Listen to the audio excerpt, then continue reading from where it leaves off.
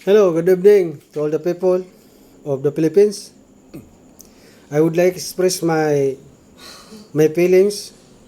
How about the situation now in the Philippines, and also to I could the sympathy from the other country, especially to the Europe, to the our ally. Now she have trouble here in the Philippines because the through to uh, two group separate group here in the Philippines, the conflict now here in the Philippines, because the one group is dictation of from China uh, policy, and the one group is the pro US, pro Europe. But here in the Philippines, I would like to know all of you here in the Philippines as majority for American. You know why the happening here in the Philippines, the how many years and how many generations passing, that the first we are the under of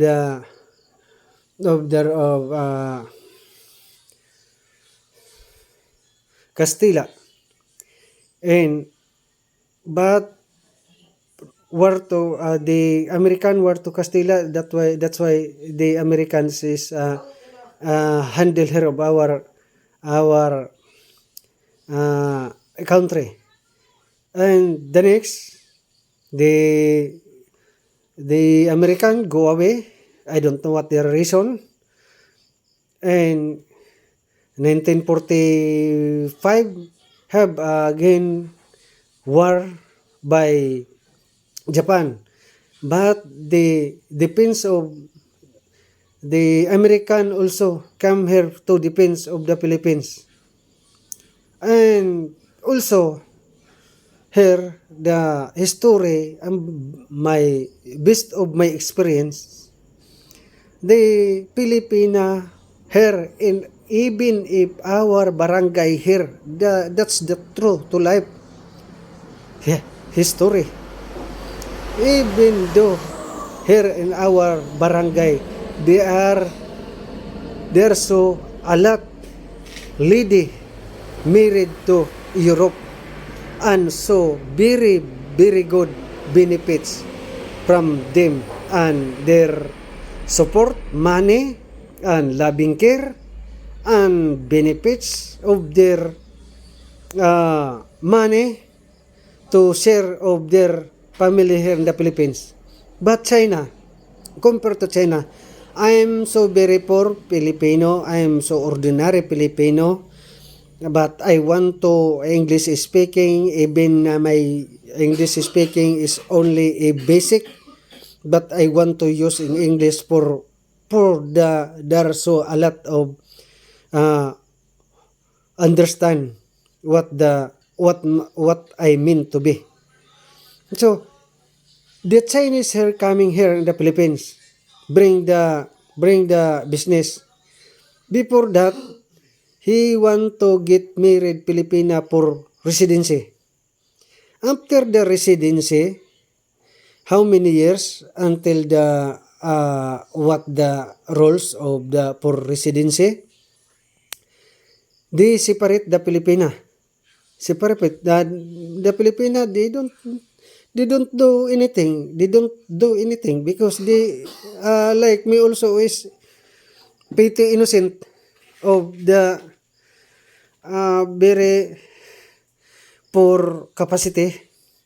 So they go to China and get married the same country from China and bring to here in the Philippines, because the Filipino the the Chinese male have a residence here in the Philippines, so he have a power to bring it the lady come here, married the lady from the China. Then the two side because the China is business minded.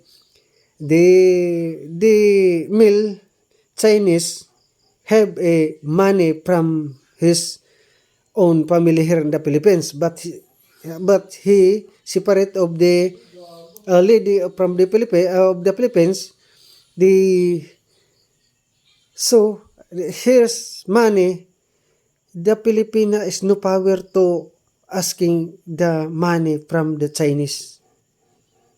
That very sad for Filipino people. With the Filipino people, they don't care or excuse, they don't have capacity to handle the money of their uh,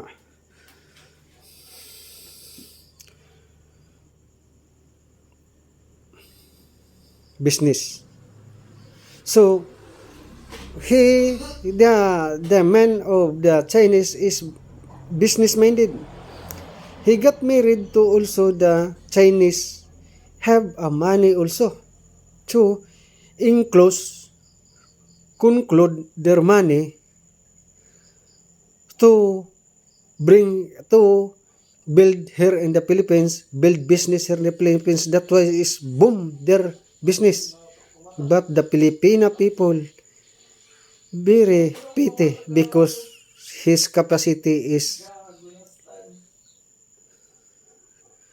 can't afford of what their capacity to like the Chinas.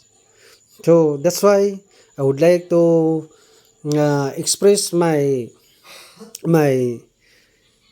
based of my experience. I would like to share all of you Filipino and the European and the who is the heard my my content, and I would like to also uh, oh, please try to understand my content because I'm so ordinary people, but I want to express, I want to know to all the nation who is the uh, I call their sympathy the happening here of the Philippines. Now have a trouble because the pro China and the China of course dictation their move. That's why now is more trouble and more civil war in the Philippines right now. That's very very worried. I am also even the government can't help. We do our best to find the job, find the resources, how to income, to buy anything, buy food for our family, bring the table of our poor situation. So, what will happen now? The the self-interest of the pro-China. If the trouble, if civil war come, what will happen here in the Philippines? Thank you for watching, and I hope a lot of there's so more watching of my content. Thank you. Bye.